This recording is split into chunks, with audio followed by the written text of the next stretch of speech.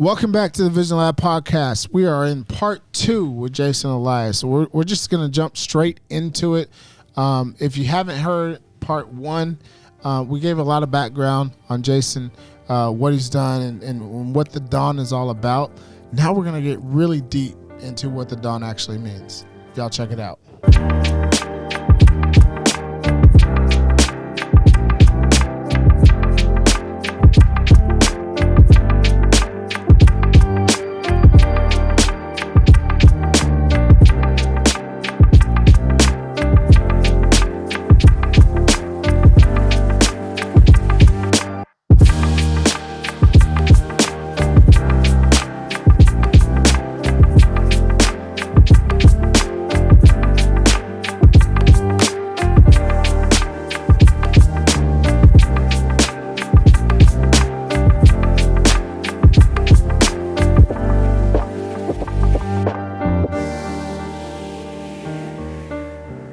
So we're in this beautiful topic, right?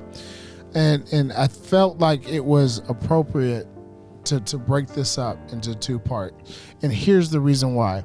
All 3 of us, and then 4 if you include Adam, right? We're men. And Mo, you know my sentiment on this. Men have gotten really, really weak.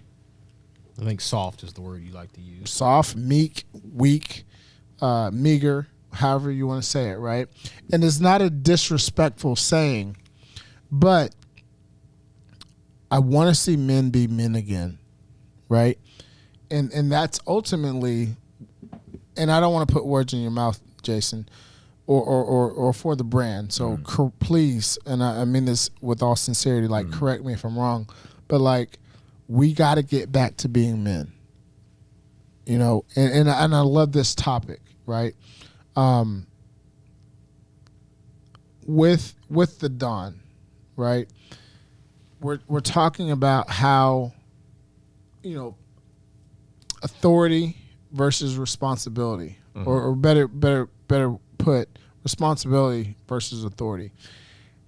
So many of us, and even myself, I'm going to raise my hand and say that I fell into this this category where I wanted the authority, but I hadn't even earned the responsibility. You know, you kind of gave an anecdote on, you know, I'm not repeating myself 3 or 4 times or beyond 3 times anymore, right? Like, I want you, Jason, to kind of talk to the young man, because that's ultimately, maybe that's how we should frame this, right? Like, who's your target audience? Right. Well, that makes a lot of sense, and I don't disagree with anything you just said. I think that the generation of men is definitely different than it was years ago. And that's one of the reasons why we're developing Dawn. We're building Dawn to give an opportunity for young men to learn a lot of the skills behind what it takes to be what we call a modern day Dawn. And the idea behind that is what are the things that men should be capable of doing? What are the responsibilities that they should be taking responsibility, which will then earn authority in whatever sector it is. Yeah. Are you taking the responsibility within your household to protect and provide? Are you taking the responsibility within your community? Are you taking the responsibility to learn how to be a great father, to learn how to be a great family man, to learn how to handle your finances in the right way, to learn how to handle fitness the right way so that you're in the best physical possible shape in order to do the other components? Harnessing those, which we call the F's, so you can give an F about your life. Yeah. Fashion, I fitness, love this. fatherhood, family, finances.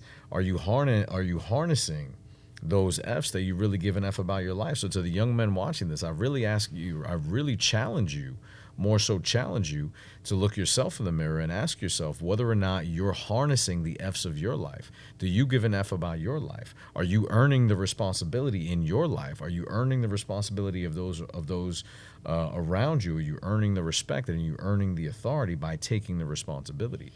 Can I be real on the show for a second? Come on, man.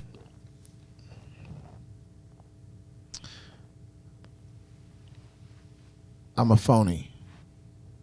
I know you're going somewhere with this. Proceed. Okay. I'm a phony. I'm a fraud. I'm fake. I thought that I was the man in my family. I thought that I earned the authority. I thought that I earned the right to say, this is where this ship is going. And I hadn't. Visionaries, young men, older men, I don't care who you are, where you are in your age, it doesn't stop. No, they don't. I think that a lot of times you reach a pinnacle, you reach a certain level of success, and you feel like, okay, and now I am the Don. Mm-hmm. And you did earn it. Mm-hmm. That's only the first part. And that's the easy part, if we're being honest, right? The hard part is the sustainability about that, Sure. right? Yeah. And that's why I'm a phony, and I'm a fake, and I'm a fraud. I earned it. By all accounts. Everything that we talked about. Mm-hmm. I didn't sustain it. Well, so an interesting way to, again, and it's very interesting to hear someone look in the mirror and be able to kind of frame that. Oh, we keep it real. Absolutely. And part of that makes me think of a metaphor. I didn't come up with this, which is that life is like a video game. Like if you played video games growing up and there's just different levels. And how many of us are just playing life on easy? And we're beating level 1 Mario Kart. over and over You're again. not even talking to this to these young people. We know. We know Mario Kart. We understand. Right, whatever the video game is now, right? Right. Are you playing life on easy mode? Are you earning responsibility? Are you playing basketball around 8th graders? Or are you Simply taking it to the next put, level? You out here dunking on the 8-foot rim. well, simply put, there's levels to this, and that's a huge nugget right there, Jason, because you're thinking, not you as Jason, but as what you believe to be the dawn of your life, right? I've made it, and I'm on level 1, level 2, level 3, but there's like way more levels than that, my boy. There are unlimited levels. You know what I'm saying? Unlimited levels. So I you're agree walking with you. around with this Completely. bravado, Sure. this confidence, this swag, arrogance, whatever you want to call it, right? But there's another level to it, and that's why I say, and I want to be authentic to our audience, right? I failed at that in my marriage. I failed at that as a father. I can pick those pieces back up, learn from my mistakes, and move forward. Like we're not like broken, so to speak. But I think that's important about being a Don. Mm-hmm. Is recognizing that there are levels to this, as Drake said, and yeah, you achieved it at level 1, 2, 3, 4, 5, whatever, but it continues because the further that you go, the farther that you're able to bring your family, your lineage, those that you love and care about.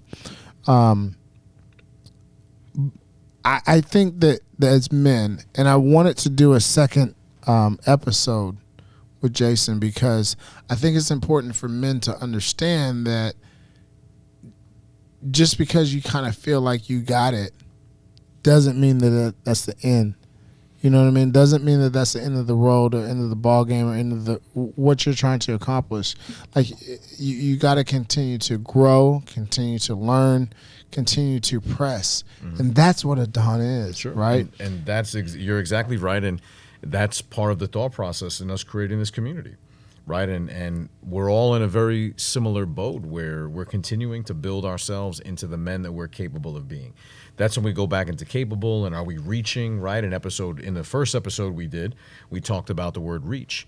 And we talked about why I use the acronym of REACHER. Am I reaching every day to be the best man that's possible? And it's interesting is that are you really reaching to continue or are you content? And to be content means that you may stay at a certain place, or you continually reaching and striving to become the better man. That's the idea behind what it is that we're building within Modern Day Don. And it is to bring these ideas for young men to be able to emulate, to be able to learn from, to be able to say, what are the things that I could, would, and should be learning to make myself the most capable version that I'm destined to be. And that's what I wanted the young men to understand. That at 40 plus years old doesn't mean that you have it figured out. Oh, not at all. You never have it quote figured out. Now, you can master a couple of but things. Think about, so we're all relatively around the same age, Right. Okay, you looked at your father, all of us, right? We grew up with our fathers. When you looked up at him at 8 years old, Dad's got it figured out. But the reality of it is he probably didn't. But that probably was not communicated to you, nor should it have been, right? Just like you're not going to communicate with your child when you have kids, nor would I, right? Like they don't need to know that, but they can't handle it either. No, right? Like it's not for them to know at that particular point, right? But young men that are entering into true manhood need to understand. Listen, you're not alone. Your thoughts are not off kilter. You're not the only one. Like, seek counsel. You know what I mean? Like, meet people like Jason. And we had an intimate conversation, right, about all of this. And that is a cool part about being a man. Sure. But we've lost our way. We've lost the ability to connect. And I'm going to put this on our generation, maybe the generation before us as well, but I'll speak for our generation. We don't reach back as often as we should, to the degree that we should, and have the conversations that we should with the younger generation. Well, and part of our development as men, I think, is really a three-prong approach. Is that how are we communicating and investing time with men further on in a different chapter of their lives? Yes. How are we interacting on a brotherhood level with men writing similar chapters as to us? And then how are we leveraging our knowledge and wisdom that we've learned through the years for young men that are on chapter 1, chapter 2, chapter 3? So I agree with you completely. And the thought is how are we communicating that? And how are we then using the tools like something like this to be able to bring those messages out? And that's why with Don, we talk about a movement, in that this is not about me thinking I have it all figured out. I resonate with that a lot, saying, listen, I don't have it all figured out. I continue to work every day. But the man I am today, I've built through a lot of mistakes, a lot of wounds, a lot of seared scars, while at the same time tried to learn from those and continue to be a better man. And if I continue to do that every day with this community we're building of men that are striving to be a Don of their lives, not everyone else's life, not the Don of my life, not the Don of your life. Say that. Yeah, that's so important. Sure. Because we live in a social media age. Absolutely. You know what I mean? And you're constantly looking to the left and to the right. Sure. Did my post get enough likes or whatever it is? So I want you to say that again in terms of how important it is that you're doing it for your life. This is completely agree. This is about, for the young men watching, about deciding what it is that they need to be successful in their lives. This is about the similar metaphor of a chessboard. A man is the king of his own chessboard. And what that means is that on other people's chessboards, we can be other pieces, but you are the king of your own board. And if you resonate the word Don with the word king, go right ahead. And what's the most powerful piece on the chessboard? What piece can move around the most? The queen. Which is why it's so important, as you're talking about marriage and you're talking about opportunities, how important that is to have the right queen on your board. Now, who else is on your board? The knights. Right? Who are your knights? The knights feels like you guys are knights on each other's boards, right? Mo, you're not the king on his board. He's not the king on your board. You're knights on each other's boards. Any of our mentors are rooks and bishops on the sides of the board where we go to, because they're in the castle on the very end. And if you play chess, you can also castle your king. You can move your king, slide your king, and castle your king to give you extra protection. And the idea of pawns are other people that are in our lives that do strategically want us to succeed. I'm the pawn on many people's boards because I want them to win their game of life. So I'm more than happy to be a pawn on someone else's board if it helps them in their game. But I won't try and be the king on someone else's board. Don't try and be the king on my board. I will very easily and I will welcome being a knight, a bishop, a rook, or a pawn. But I will not try and be your king unless you are within my stewardship, of which I'm then responsible for what is happening on my board. If that happens, without the king, there is no board. This is about young men taking the responsibility, understanding that the game of life is the game of chess. The queen that you choose is one of the biggest and most important decisions you could possibly make. That it is. Your knights on your board Facts. are the ones that are going to protect you when you're getting attacked, because you will get attacked. Your rooks and your bishops you can go to for counsel. And the pawns that are on your board want you to win. And there are times you have to sacrifice the bishop. You got to sacrifice the pawn. And there are times, unfortunately, where the queen is also sacrificed. Albeit at our decision for good or bad, whether or not it's our decision or not, sometimes the queen is not on the board. And we have to say, how do I continue to play this game with what I have on the board at this moment? Man, that is. Can I cuss for a second? It's our show. We don't That answer is fucking deep. We don't answer anybody who say what we want to say. And if you're not paying attention, please hit the rewind button. That was one of the best, if not the best, analogies That's a real. that we ever had. 100%. Life is chess. 100%. It's the truth, though, man. Like, I mean, you know, I made one heck of a move last year, and you know, all 22. What I tell you is like I'm swimming in uncharted territory, and you know, I'm out there in a certain space. I'm sure you can agree. Like, you know, greatness is a lot of times found on the edge. Like, if you're trying to go catch the biggest fish, or you know, fishing where everyone else is fishing, but you go out to where other people ain't willing to go, you'd be surprised what you put in the boat. You know what's interesting about what you just I said? respect it. If you fish where everybody else is fishing, you're going to get what everybody else is getting. I'm telling you. Yeah. It was a great book called Blue Ocean Strategy, a business strategy book. The red was red, blue, and purple. Yeah. And the red, blue. Yep. Mm-hmm. And when you look at it, is that if you're in a red ocean, there's a lot of competition. A lot of people are fighting for the same fish. It's daunting to say, I'm going to pull up my anchor and I'm going to forge into the sea and I'm going to find my treasure. I'm going to find what's meant for me and I'm going to attack it. And that was part of me making the decision to come to Texas, where I said, I'm not the king of my board. I don't even have a board. Mm-hmm. Right? I don't have, and your children can also be on that board. And your responsibility is to win that game as best as possible. But it's naive to think that anyone else is playing the game of life by different rules.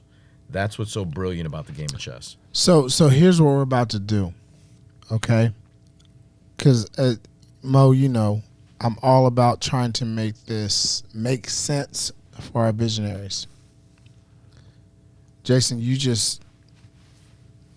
hit a major nail on the head. I want you to look at your camera, and I want you to talk to our visionaries and explain to the young men or the older men. Sure. I don't want to I don't want to box them in. box anybody Sure. in. This is a conversation for men. Sure. Let's just put that out there. Part 2, visionaries, you're watching me right now. This is a conversation for men. Right. Women, share it with your husbands, boyfriends, or whatever. All right, listen, you might learn something about your husbands. Jason, I want you to talk to the men that are out there, right?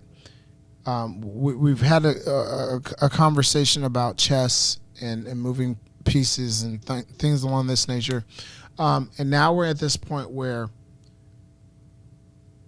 I'm 45, I'm 25, right? So you're going to have to speak to both people, both age groups, if you will. How do they develop the skill sets, knowledge?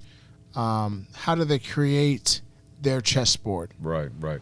And I want you to look at the camera and Sure. speak to them. I'll go right here. So, to the young men watching, this is really about what chapter or where you are in your lives. Deciding where you are in your life, first of all, deciding where it is that you want to go. That is by far most important. If you're in a car, your GPS cannot recalculate if you haven't put an address of where you want to go. Ooh. That's number one. What is your GPS to success? Where are you recalculating? When it's telling you to recalculate, are you listening? I don't know. How many times have you made a wrong turn? It's beeping, whether it's your faith, whether it's God, whether it's the universe that's telling you you made a wrong turn. Where are you not listening? That's extremely important. Whether you're 15, 25, 35, or 45, we all know that voice. We've all heard that we're on the wrong path, and we've all ignored it. And we've all continued down a certain path, and we've all turned up the music in the car because we didn't want to hear the GPS to tell us that we were going down the wrong road. And you know what I'm talking about. The first decision to make is where you want to go. Your GPS cannot recalculate unless you put a destination in first. You have to decide as a man who you want to be. That is number one. When you decide who it is you want to be, then you can come up with the characteristics that that man possesses. When you understand what characteristics that man possesses, you can now go down the path of understanding how you accumulate those same characteristics and skills.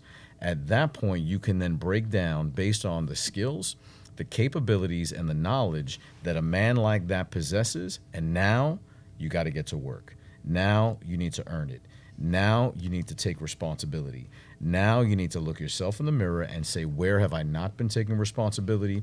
Where can I take responsibility? Where can I earn responsibility? By taking responsibility, you will then earn the authority of your own life. You will earn the authority of leadership of your family. You will earn the authority of leadership in your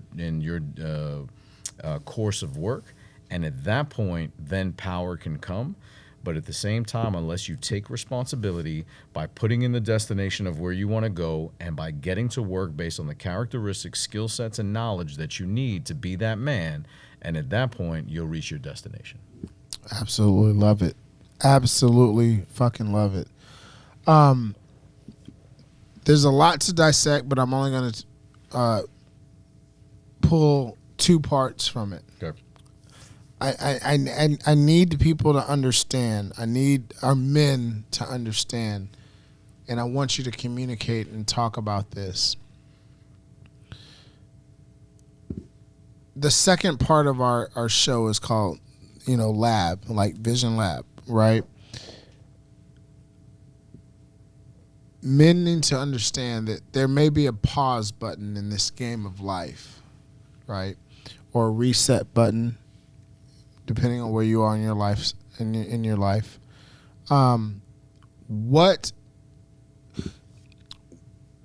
What do we need to do to get into our labs? And more importantly, what distractions do we need to keep at bay? Ooh, that's well, see, you the one word that I'm leading jumped you down was the word distractions. Yeah, right? I'm leading you intentionally. Completely. And there are a lot of things that we can consume. Social media is walking into a grocery store, and they know what aisle will give you the most attention. And we all know what's most nutritious for us in the grocery store. The green stuff. But we may be leaning towards somewhere else. Yeah, we're going to the fast food Everything part that's in the with box. Lululemon. That could be possible, right? Athletic wear. Right. Which could be the distraction. It is a distraction. That could be. Social media is a grocery store of items that we can ingest as people. I got a challenge for you real quick, and I don't mean to throw you off kilter. Ribeye. Yep. Can we call it the Vision Kitchen for this episode? Can we just change it? I'm getting hungry. We'll just call it the Vision Kitchen. We'll get some food. Yeah. All right, check this out. We know where to go now. Is social media more of a distraction or women? Well, I think what we've done is I think that social media has amplified the distraction that women could potentially be to a man. Okay. Because I think what happened is that our nature within us within the nature of wanting to be with women and the attraction with women, now social media has made that completely accessible at the touch of a button. The same way, why does a person need to learn how to cook when they can Uber Eat? The same as with social media when it comes to attraction, when it comes to sexual gratification. It's made of the accessibility to a lot of the physical pleasures much easier, as the way Uber Eats has made it much easier to just get food in within 10 minutes. Why do you need to learn how to cook? Why do you need to learn how to prepare food? Why do you need to learn the nutritional value? Why do you need how to court a woman? Why do you need to understand what it means to be able to earn a great relationship when you can just go ahead and order another meal? Damn, that's so good. Damn, that's good. That's the part where like just the way our society is geared. Like we're so geared and dependent on our precious convenience. We're so our precious convenience, and it's like, yes, you know, technology and the way we do business as a society or what, like, you know, we don't have time for horse-drawn carriages and carrier pigeons and Pony Express, right? But to his point, you know, okay, you're a dude, you know, you live by yourself. You can't live off of Uber Eats. Like, you need to learn how to be able to feed yourself, like by actually going to the damn grocery store and picking out the actual right foods versus just Uber Eats all the damn time. You look up and it's like, okay, now I want to buy a house. Well, I can't do that because my credit sucks or my DTI is out of whack because I don't have any money anymore. I don't have any money because I've literally spent every free dollar on Uber Eats and Instacart and everything else. Like, right. And it's this vicious cycle. That's a great point. And then it goes down to the fact of whether or not technology has been sold to us. And maybe, again, we're not going conspiracy theory, or maybe it's rightfully so, but it's been sold to us as making our lives better. But in actuality, is it just making our lives easier? If you fall victim to it, it becomes a handicap. Agreed. And if what was designed to make our lives or sold to us is make our lives better, but in actuality it made our lives easier, which made us weaker as men or as individuals to be able to say, I now don't need to learn how to do that. There's a lot of maybe young men and women right now where if we actually handed them a pen and paper and asked them to spell words, they've grown up with spell check. I'll do you one better. We're of the age where we learn how to write checks. Right. Now it's Cash App, Venmo, what's the other one, Zelle, or Cash App. Yeah, right. People write checks or a wire. So then you look at like our kids, not my kids, mine's not old enough yet, but they buy. You know, was it what's the big video game that everybody plays? Xbox. Not Xbox. You know, you can't look you at know, me. right? It'll come to me and say, but anyway, like these kids spend money on these apps because they don't deal with hard currency. Right.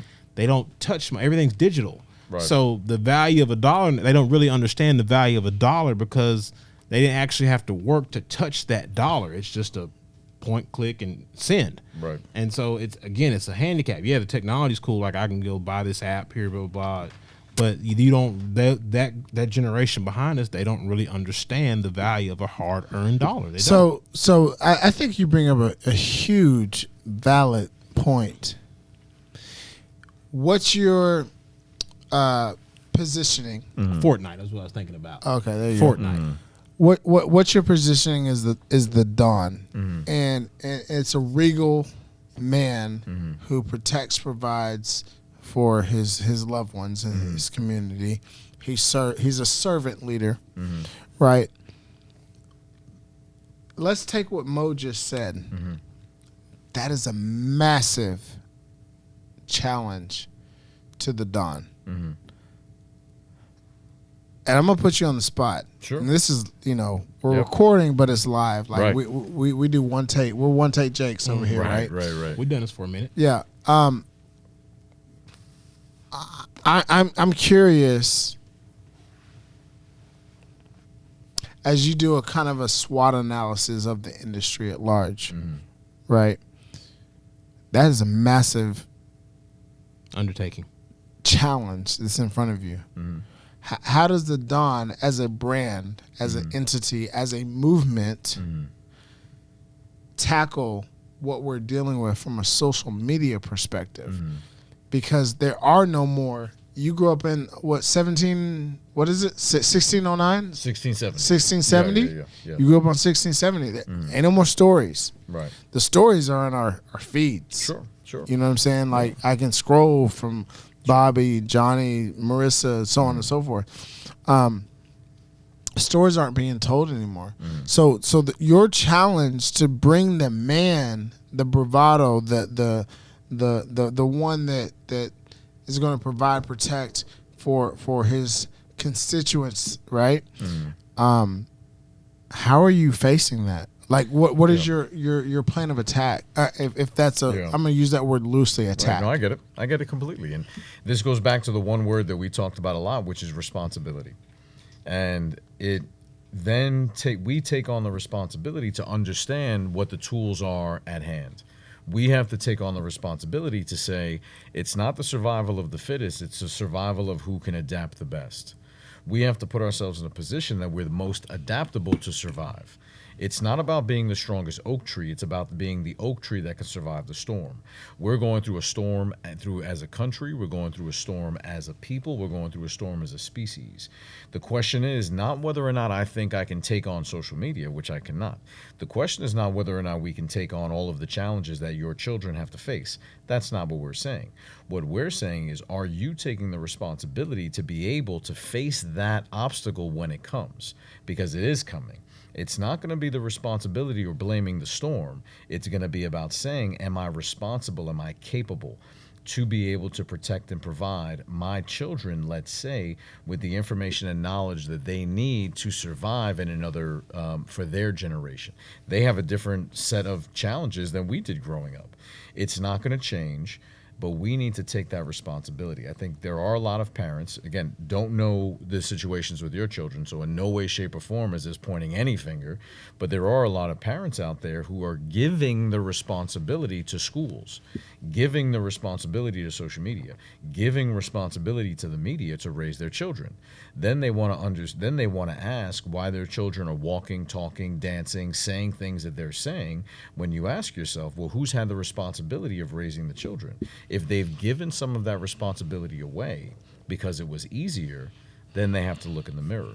So I think this comes down to kind of circle back around with your question, is it's all about taking responsibility, looking at the chessboard that we currently live on, and making the best move and the best decision for yourself and for your family. Will it be easy? No. Can it be done? Yes. Hasn't been done?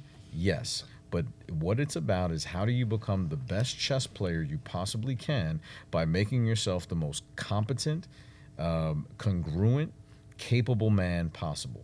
There's a big difference between confidence and competence. I think the additional word that should be implemented is you got to be committed. I agree. Ultimately, like social media and technology combined, it's a massive force. The Don, and this is no disrespect, the Don or any other entity out there cannot stop it. You better be able to learn how to adapt and operate within it. I agree with you. You know what I mean? I agree with you. And so you have to be committed to the vision, right? To the vision of what I want to see happen, and being a stand-up man. Or, I don't know if the Don is female or not, but you got to be a stand-up male or stand-up female. Like, and have the idea of, this is where I want the trajectory of my family and my lineage to go, similar to the 50s, 60s, 70s, 80s, 90s, right? Prior to social media. But that's going to be your ultimate, not you as in the Don, but like, that's going to be the ultimate challenge for people that represent the Don, right? You got to be committed to fostering the relationship. I think that's super key, right? You talked about parents and kids. You can't let Fortnite, make the decisions for you. You know what I mean? I'm not a gamer, so I don't know if I said that the right neither way. am I, so I wouldn't be able to. But you have to be supplanted in your child's life, right? You got to be able to say, hey, look, I'm committed to being a Don, and I'm hoping Don is universal, right? And I'm committed to making sure that my child or children have the ability to be successful based off of the principles that I'm instilling in them, right? If that is the case, then your social media abominable snowman is not going to be able to overtake you, right? Because and that's what we're looking for, right? We're looking for this army of people that are instilling into their kids, instilling into the next generation that these are our core principles. Sure. This is what we're going to go by. Now we're going to work within the means of what we have in 2023 and moving forward. However, they're core principles. You know what I mean? Absolutely. Core principles, core values. Core values. Exactly. You hit the nail on the head. And those have to be there, and whether or not an individual decides where they want to go, right? And if they decide where they want to go, then what they'll say is, it leads back to what we were saying before with the GPS. What's the vision, right? And what is your vision of your life? What's the vision of that it looks like? And then you got to get in the lab. You got to get in the kitchen. You got to get cooking, come on with it, right? baby. So it's the same metaphor. We're speaking the same language, yes, which sir. is fantastic. Yes, sir. Which is to say, what's the vision? Figure that out, punch it into your GPS, and recalculate along the way, and figure it out from there. So obviously, with this being the Vision Lab, right? And he said a buzzword, which we smiled and went ear to ear. I think it's time to land the plane, Mo. It is. But before we do that, where can people get in contact with you from a social media standpoint? And then obviously we have these beautiful hats here. What are the social media, I say channels? I really want one. I want that red hat. The red one you got your eyes for the on. brand. The I do. Like how can they get some of the merch? Like how? By all means, the door's open. Sure. So my own personal Instagram is Jason Elias _official. And for Modern Day Don, it's moderndaydon.com and moderndaydon _official. Okay. That's going to be the handles on Instagram, Twitter, and then via the website. And the merch is going to start to trickle out. And the idea behind the merch is being able to have men with the same ideologies, have people with the same ideologies to say, okay, like you understand the Don concept, right? It's about understanding that you have a vision for your life. You have a vision of the person you want to become, and you're going after it every day to make that vision a reality. You're in the lab actively working on your vision, right? If a person can say that, they want a certain meal to come out, but they never go to the grocery store. They never learn how to cook. They don't have the right a knife set at home. Don't even know how to work a damn can opener. They don't know how to work a can opener. They don't know how to work the oven. But they want to say that that's the life that they want to cook up. Well, you need to learn what it takes if that's the meal you want to cook. But first and foremost, you have to decide. Do you want to make sushi? Do you want to make steak? What is it that you want to make? You need to have a vision of what that meal looks like. Then you got to get in the kitchen. You got to get in the lab. The same with music, right? With music, they say getting in the lab. But if you don't know what you want that song to sound like, then nothing will ever come to fruition. Man, so that's good.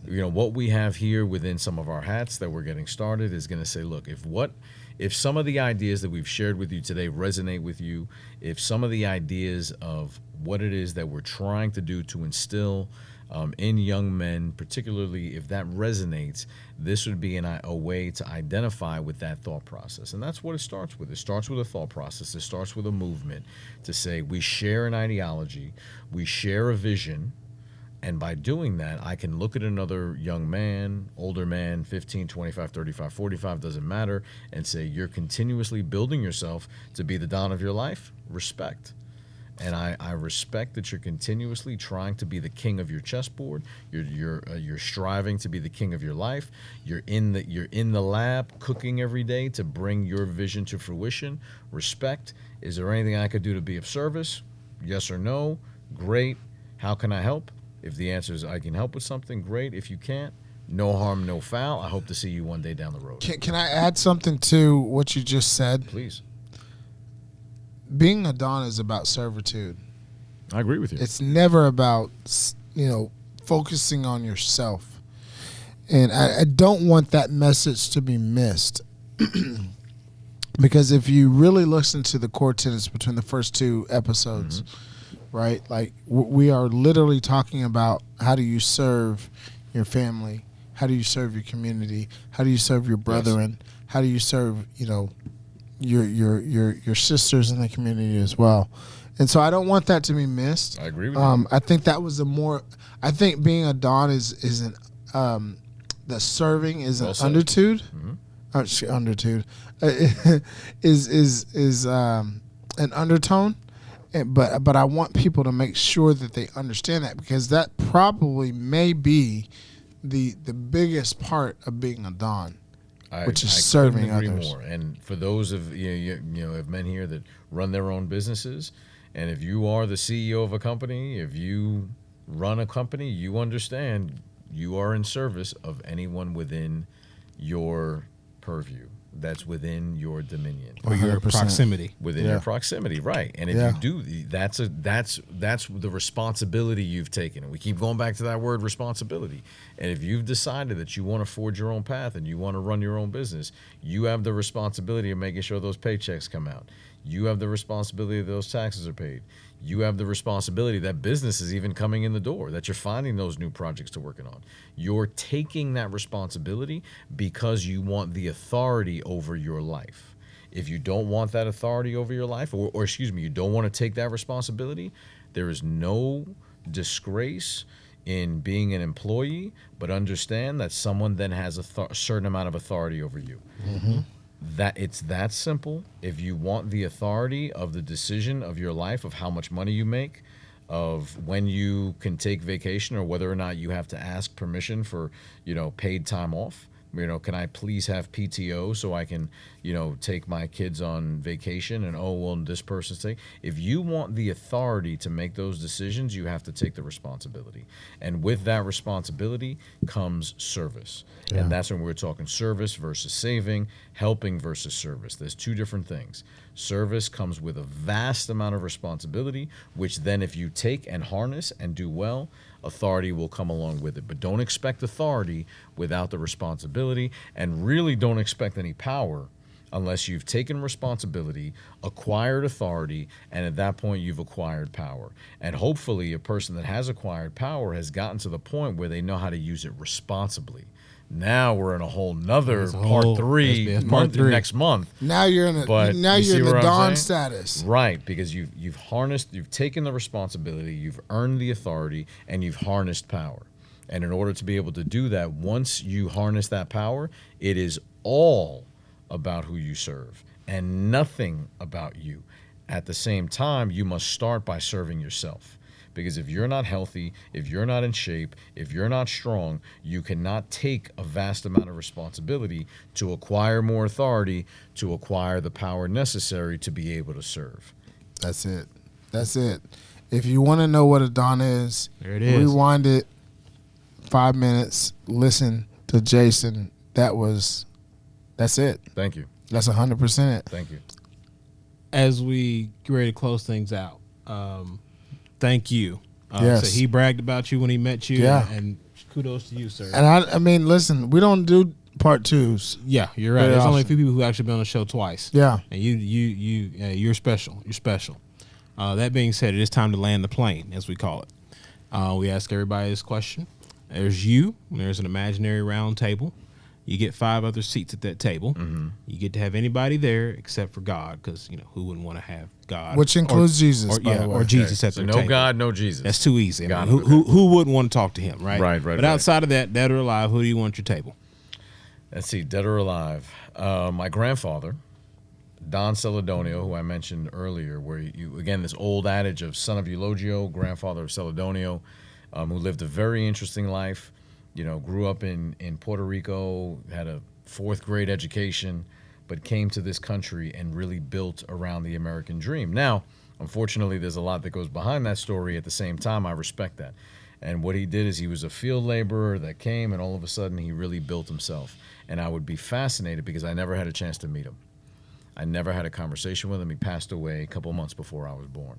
So that is absolutely one person I'd love to have at the table. I feel like he was about to jump in. I feel like I need to add my grandfather because he passed away a couple months before I was born. That's good, and There's I something never powerful about thought a about name. that. There's I know my my maternal. Is that right? Yeah, Yep. my Yep. maternal grandfather. I don't know my paternal grandfather, so I didn't mean to interrupt, but like It registered. it did register 100%. There's something that's very powerful behind our names. Something that's very interesting, and this is in no way, shape, or form taking a shot at any athletes, but I won't wear a jersey with another man's name on I my won't back. either. I won't either. And I respect the achievements that athletes have put in the work and taken the responsibility of being exceptionally good at their craft to get to that point. I respect that wholeheartedly, as I respect business people that have put in the work in their craft to get to a certain point, right? So I view it the same way. So there's something around a name that I want to look back. And with my father having passed away, and I visited his grave about a month ago, and it happened to be on 302, which was March 2nd. Today happens to be his birthday. And aside from that, one of my companies is the 302 Group, and it's named after 302, which is my father, because I mentioned that my grandfather had a lot of resources growing up. Yeah. And on my father's 17th birthday, he went to a Ford dealership. So if you're familiar with a 1970 Boss 302, Not at all. so it's a muscle car from the Okay. muscle car era. And think about how we'll have like a BMW 3 Series, then have an M3. But, Okay. but I would imagine 17-year-olds at that time probably weren't supposed to have those. Correct. Correct. In Brooklyn, tinted glasses. Yeah, it's My like, dad wait, was a so G. one of these does not look like the Puerto other. Rican. Right. He's going into the Ford dealership asking the price on that car. One of these things doesn't connect. And and understandably so, maybe he wasn't treated in a very specific way, and thinking that he could afford that type of a vehicle at 17 years old, comes back the next day. Did he just drop a bag on the table? That's what he did. Of course he did. He's Puerto Rican. Here's this brown bag on the table. Give me my car and give me the paperwork. listen, Let's go. You already know back in the late 70s or mid 70s, he dropped a bag on the table. Anyway, so that 1970 Grabber Orange, that's the exact color, Grabber Orange, and maybe when we're done with this, we'll Google a picture of it. Grabber Orange 1970 Boss 302. So that 302 number stayed with my father for a long time. So when I was like, hey, Dad, what's the code to the luggage? It's like, 302. take a wild guess what it is, right? Right. Anyone that goes to Cowboys Fit, don't go near my locker, because he's probably, I don't know what the code is, by the way. And the idea behind naming the 302 Group was an homage. So where in our lives, and I challenge the young men to think about this as well, is where are you paying homage to the men that really fought battles that don't even consider battles these days, to be able to get us to where we are, to have the opportunities that we have today. And that's why I say my grandfather, to have a seat at the table in knowing, with a 4th grade education, to come to this country, to be able to say that. So 2 of my seats would be both of my grandfathers. I didn't meet either of them, right? I like to look at life from a very strategic perspective, and there's a Stoic philosopher, Marcus Aurelius. That's your guy. That's your boy. One of them. One Right? of them. So Huge I think fan. that would be fascinating, because I think he got to the point of life to look at life through a lens of wisdom, that I believe wisdom is the only thing you can give and not lose. If you give money, you don't have it, but you can give wisdom, but you don't lose it. And I think that's a man, because of with Meditations by Marcus Aurelius, highly recommended if there's any, It's on the list to read this year. It's in my Amazon cart. Right, and it's something that's fascinating as a coffee table, as a morning page or two, right, where you can just take a statement and just digest it. And I think that's a good way to frame it, where you're really digesting what he shares, because wisdom isn't easily digestible unless it's really put in a way that's palatable. Because I think a lot of times we can be presented with wisdom at a young age, but we don't have the palate yet. Yeah. It's like giving a kid, when we first started drinking alcohol, if you give us a Louis the 13th, it's We can't appreciate it. It's just, that's wisdom. that is exactly right. That Louis the XIV took 40 years to age in that single cast. But can we really appreciate that, or is it just alcohol to us? When if we were to have something that would be, a beer would be lost on the youth. And I think that's a very good metaphor or analogy to look at wisdom and how it's differently ingested as our palates get more palatable and more sophisticated. Yeah. That's why Marcus Aurelius being there, I think, would be able to provide a lot of information and knowledge. As another seat, I would say Where's he at? That's 3. that's 3. So I Two got two grandparents, Marcus Aurelius. Got 2 more seats. 2 grandparents, Marcus Aurelius, Abraham Lincoln. Okay. He harnessed a form of leadership that I study, that I think the amount of information and knowledge from an understanding of human nature, while also understanding diplomacy, while also understanding communication, while also understanding doing the right thing the right way every time. He walked the tightrope. He did. That's your guy too, right? No, I'm a big fan of Marcus Aurelius. I'm I'm also talking about Abe. I'm a big fan of Hannibal as well. Okay. I'm a big fan of Hannibal. Just the sheer ingenuity of it all, like you really dig into it, is like, no, this dude was really ahead of his time. Mo is our historian on the show. Yeah.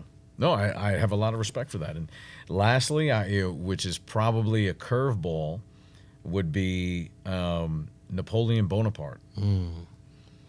And Not to him. that's someone, if you understand his life, and one of my favorite movies of all time is the movie The Count of Monte Cristo. And there's so many lessons in there. Thank you, Adam. Thank you. Shout out to Adam. Shout out to Adam. Doing Resident the thing. movie buff. And that is, I believe, one of the greatest movies and books in our lifetime. And it's a fascinating movie, wonderful movie, and there are so many lessons in that. And as a side character in that bigger picture of the movie, the bigger scope, is someone like Napoleon Bonaparte. And there's something about the idea of wanting to conquer. There's something about the idea of not being born with much. There's something of the idea of getting caught and being cast to the island of Elba, but still coming back, still garnering, support, still being able to rise up for what you formerly believe in, and to still have that innate desire to conquer. I think that's in a lot of us as men, but I think it's up to us to harness it and to decide what it is that we want in our kingdoms to be built. And I have a lot of understanding of that, while at the same time the amount of value that person can bring to my life. And with the Count of Monte Cristo, I think there are a lot of times in my life where I've been in jail, and I think there are many men out there that might be in jail unjustly, maybe through the vices that they acquire, and that can be used as a metaphor. But while you're in jail, what are you ingesting till you pop out as a count? And you pop out as a don. You pop out as a man better than you were when you went into that jail. And don't worry about why you went into that jail. Don't worry about what happened that put you in there justly or unjustly. Don't worry about what got you in there because of your position and you weren't able to read and write and fight. Don't worry about that. What are you doing when in jail to be able to take your life to the next level when you walk out those doors and you hold your head like the man you're supposed to be? And then you can look yourself in the eye and you can say, I've made myself who I am. And, there's a famous line in that movie where he says, you know what, I don't believe in God. And he says, you know what, but God believes in you. And it's a fascinating way to approach life, a fascinating way to harness the power and the capability that you're capable of, finding who your priest is and being able to ingest what that man has to teach you, and then come out and realizing vengeance is God, but justice is mine. And I will do whatever it takes to build my life, to take what is mine, get justice served, leave vengeance to God, and live another day. It's a hell of a table. It's a hell of a table. Kudos to you, sir. Thank you, sir. Might be one of the best tables that we've ever had. It absolutely is. And I know that you, as a historian, can appreciate that. Mm-hmm. I told you he was going to be fire. You did. Shout out So, visionaries, if you're listening, if you're tuning in, this is a 2-part episode. We don't do it. I can't ever remember a time that we've done it in 5 years. So that kind of speaks to the content that Jason Elias provided for us today. This is an episode that you need to go back and listen to probably 2 or 3 times, because there's a ton of nuggets.